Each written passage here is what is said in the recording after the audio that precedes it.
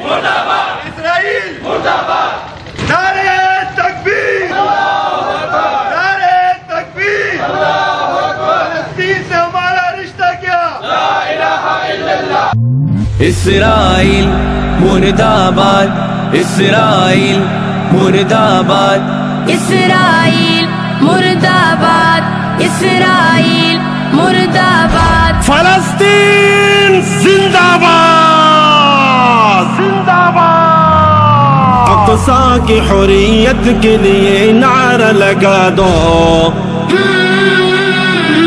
اقصی کی حریت کے لیے نعرہ لگا دو لبیک یا اقصی اسرائیلی کتوں کو فلسطین سے بھگا دو زما د سوکنو عزتمندو مشرانو کشرانو السلام علیکم څنګه تاسو ته پته ده چې په دې فلسطین کې چې دی ډېر ظلم شروع دی او ټول دنیا نه आवाज اوچت شي مونږ به حیثیت مسلمان دا فرض وګڼل چې زمونږ د کلي د چمکني نم کم از کم یو आवाज اوچت شي نور که مونږ نشو کولی نو صرف دا आवाज دنیا ته رسولی شو چې فلسطین زمونږ مسلمان رور دی ولته ډېر ظلم شروع دی په دې ظلم او بربریت خلاف چې دی مونږ دنیا ته یو میسج ورکوو چې به حیثیت مسلمان مونږ خپل فلسطیني رور سره ولاړ یو او هر کس په جاني مانی ځکه بیت المقدس چې دی زمونږ قبله اول دی او زمونږ ځان هم په دې باندې قربان دی کوم میسج مونږ ورکوو دې وخت کې دا په پوره طریقې سره میسج ورکوو او که وخت راغو مونږ به د خپل جان د خپل مال د یو شی پروا نه کوو انشاءالله او دې کې مونږ هر قسمه قرباني ته مونږ انشاءالله تیار یو زه په دې نن موقع باندې د فلسطین یکجهتي فلسطین په حق کې مونږ د 1400 کانو اهالیان چمکني ټول راوتی یو او د پربخپور احتجاج کوو چې دا ظالم دا اسرائیل ظالم د خپل ظلم بربریت د فلسطین خلاف بند کی او د مسلمانانو د خلاف دا کسی د ټوله एकदम د بند کی ټول مسلمانانو ته موږ د درخواست دی څنګه دا احتجاج ده چې تاسو ټول وځئ او د دې خلاف یو भरपूर आवाज وکړي او دا आवाज موږ د دې نه تر ټول دنیا کې رسي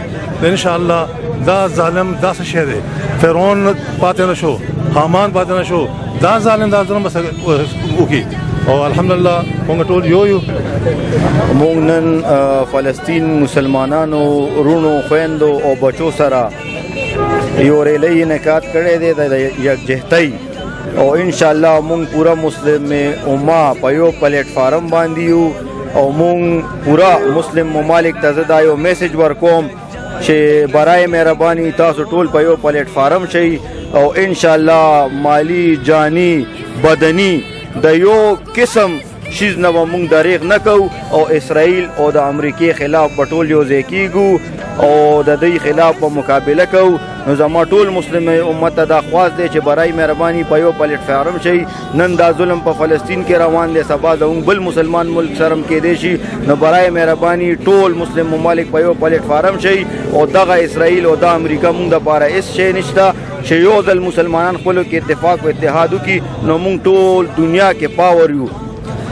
نن زمونږ د ریلی احتجاجي ریلی مقصد همدغه دی چې مونږ د اسرائیل د کوم ظلمونه په فلسطین باندې شروع کړي دي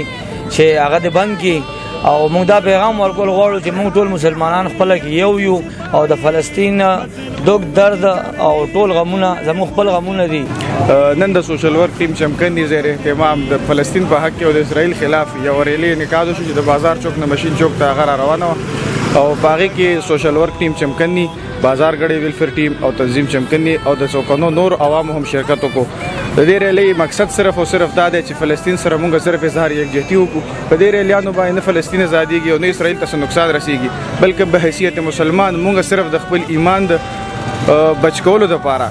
هغه سره صرف یو اظهار یکجهتي کوو چې بالکل تاسو یوازې نه یو تاسو سره مونږ شانه بشانه ولاړ یو او ان شاء الله تعالی داسې چې په مسلمانانو باندې په کوم ځای کې ظلم کیږي د پاکستان عوام به بالخصوص د سوکنو عوام به هغه سره هر ځای کې د یکجهتۍ اظهار کوي او شانه بشانه ولاړی